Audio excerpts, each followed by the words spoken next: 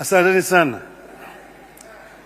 Your Excellency, the President, Ruto, the governors, honorable members of parliament, wananchi wote hamjambo.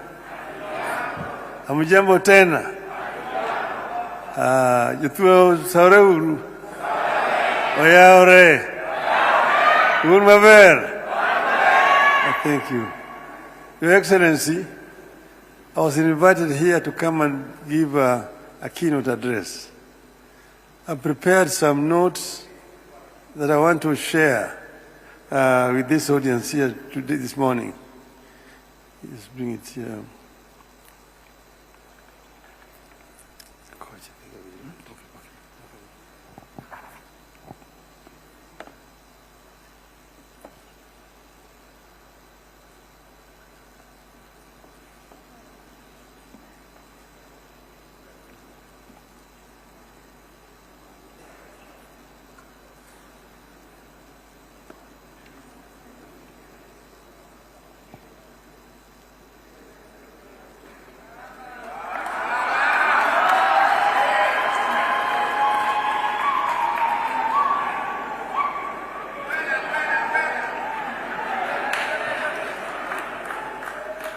Thank you.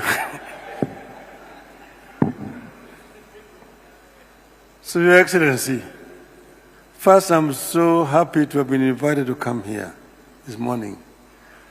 And also to thank you for taking a very keen interest in the economy of this region.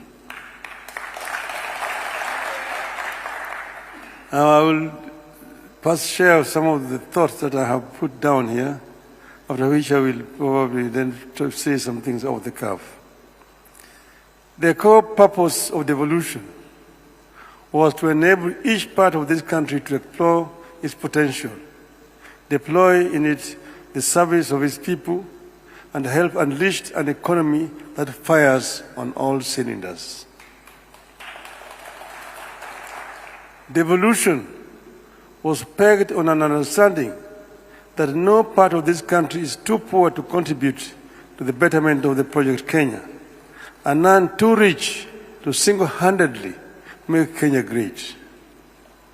Kenya needs all its parts in order to leap forward.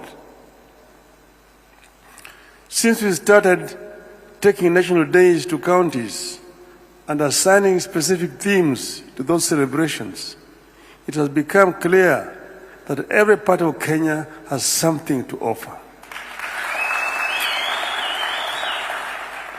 Progressively, you have come to the realization that there is more to Kenya than just crops, livestock, and minerals. It is my hope that as we continue on this journey of rotational Madaraka Day celebrations and themes, Kenyans will come to appreciate each other more and build the understanding and trust that are necessary to build a stable and a prosperous nation. We are here to talk blue economy. Just meters from Lake Victoria, the world's second largest freshwater lake after Lake Superior in North America. As we embrace our oceans and lakes and rivers as potential sources of growth under a blue economy, we are coming to the realization that there is more to these water bodies than just fish. Blue economy is a relatively new era of focus in our country. Despite only recent focus on this field, Kenya is putting commendable effort, and I believe that in no time you can make this sector one of the top contributors to our national economy and well-being of our citizens.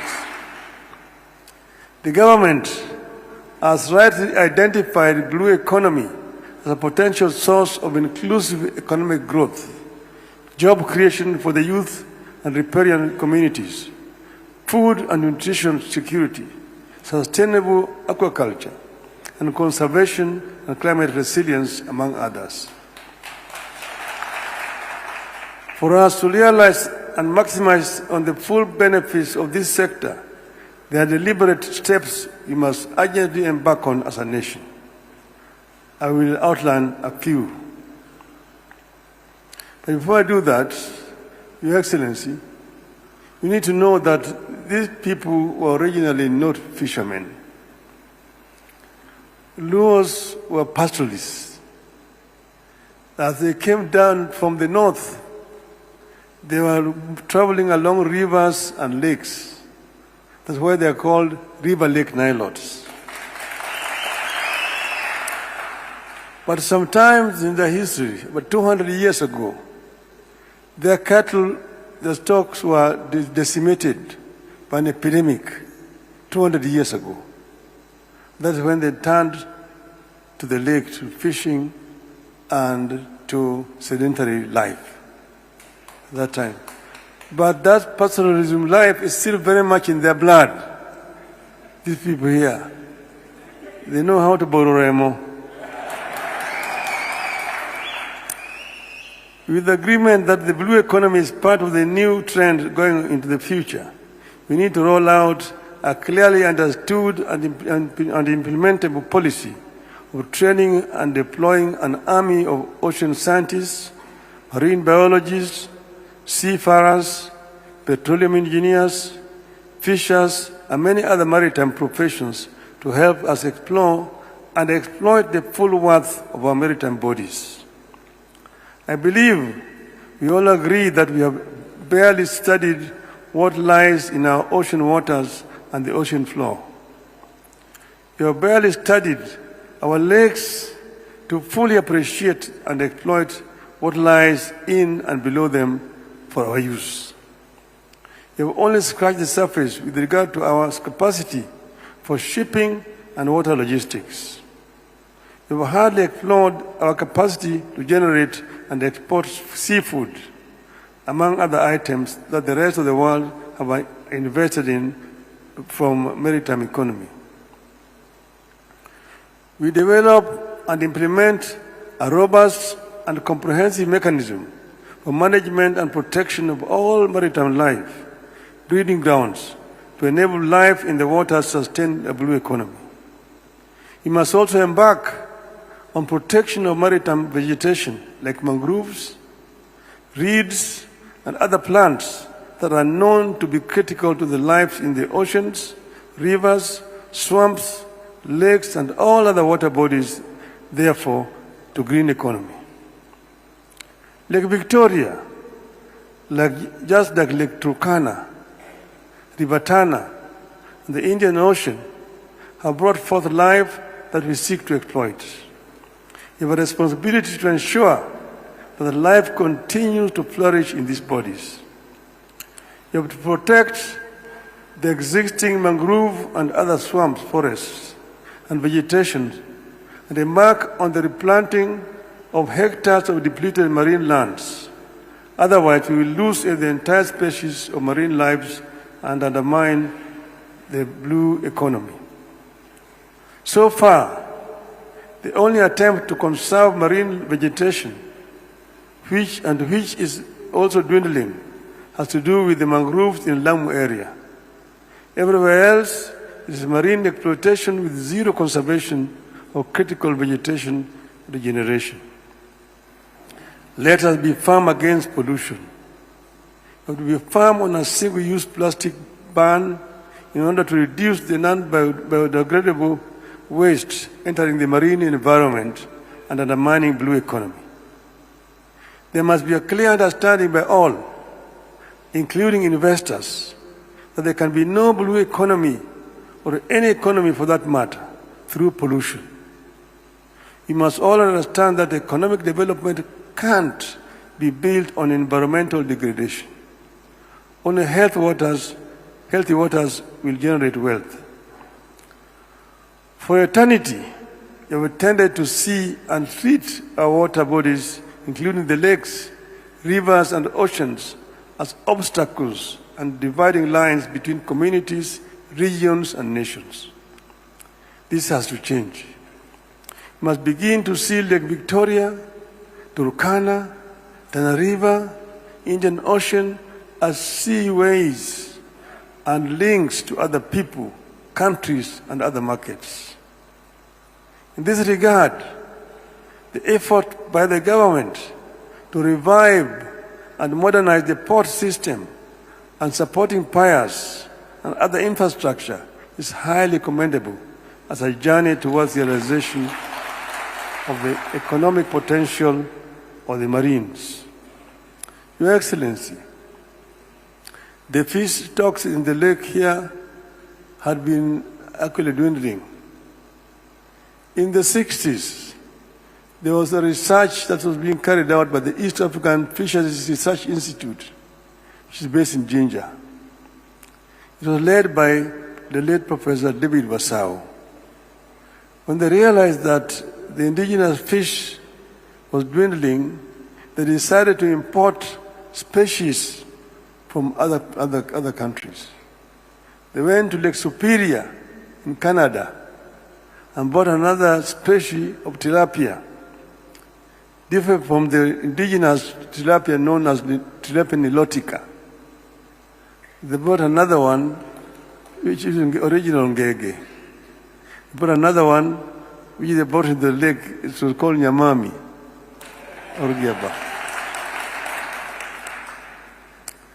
Then they went to Lake Kyoga in Uganda and bought another fish, that is the perch. It's called the Nile perch. The Nile perch was not indigenous to the lake. It was imported from Lake Kyoga. But the Nile perch has a history. It was originally not a freshwater fish. It was in the Mediterranean. Your Excellency, you know, if you bring a saltwater fish into the freshwater fish here, it will not survive. It dies. Like if you take the freshwater fish to the Indian Ocean, it also dies. But this Nile perch moved from the Mediterranean into the Nile Delta, where the water, fresh water coming with the river, mixes with the water from the sea. And then the water in the delta is not very salty. That is how it started to acclimatize himself with fresh water. It started now moving up the river. And the fishermen who caught it brought it up the rapids. That's how it managed to come all the way to Lake Kyoga. But from Lake Kyoga, it could not come into the Nile because of the Owen Falls. It is that team led by Professor Wasau that brought it from there and planted it into the lake here to increase the need. And at that time, Your Excellency, the research was based in Jinja for the entire East Africa. And fishing in the lake was not restricted. Kenyan fishermen could go and fish in Uganda waters and also Tanzania waters. The situation has since changed. And therefore, we must go back to the drawing board. Your Excellency, in 1971, there was a coup in Uganda, and a madman called Idi Amin took power. Idi Amin, in his madness, annexed several Kenyan islands and made them part and said this were part of Uganda. In fact, he said that the border between Kenya and Uganda was in Naivasha, and that he was going to redraw the boundary. Although he did not realize his dream, that situation is the cause of our problem right to today. Where is the border between Kenya and Uganda in the lake?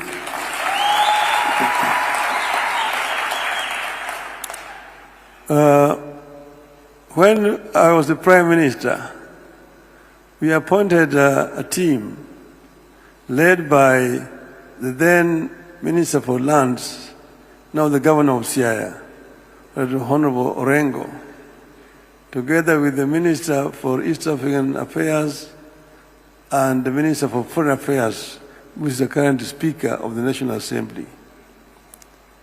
And they were tasked to carry out negotiations with the Ugandan counterparts.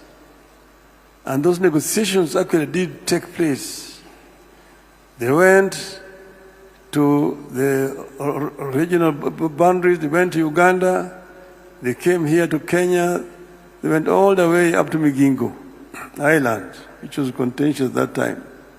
I heard President Museveni saying that Migingo Island is in Kenya, but the waters around Migingo Island are in Uganda. Now, as they were doing this, Mr. President, it came out that the coordinates that mark the boundary between Kenya and Uganda are based on the river Sio. That where the Sio enters the lake is where you begin to make the coordinates and the angles into the lake. Now, we discovered that River Sio, during one of those floods, had changed its course and left it used to be one fort, but it moved back into the Kenyan side, several kilometers. So now the Ugandans are saying you need to measure from where River Sio is today. But in those days, River Sio was somewhere else. So if you take the coordinate from where River Sio was entering the lake those days, then those islands are in Kenya. There are 5 islands: Sigulu, Remba, Hama, Wayasi, and I don't know which other one. There are 5. Lolwe. So this is a contentious issue that we need to take up with Uganda. We need to take up this issue with Uganda so that this matter is properly resolved. But secondly, we do not see any reason why our fishermen should be harassed in the waters. We need to come up with an agreement that these waters can be exploited generally. In the Indian Ocean, you've got Koreans, Japanese coming to fish in our waters here, and there's nothing we're doing about it.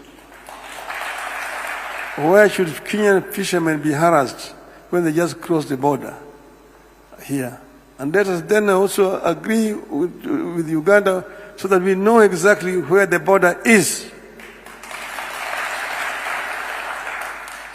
Ugandans have brought in Marines in the lake, harassing our fishermen. We should also have Marine in the lake.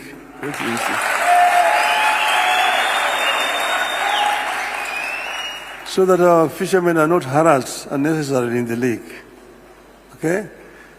Having said that, there's also, you mentioned it, the issue of clashes of our fishermen in the lake. They're killing each other because of fish. This is stupid. You should not allow this.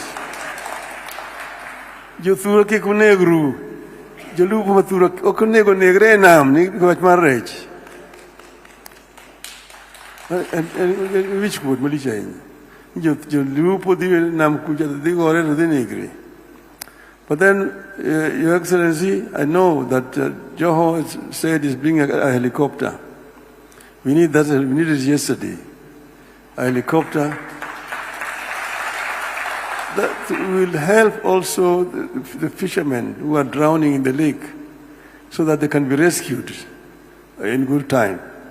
So we need more choppers. We also need more boats around, which can fly around and help our people, because we are losing people unnecessarily in the lake. And we should have security so that they can be rescued before they drown in the lake. So, Your Excellency, as a country, we have to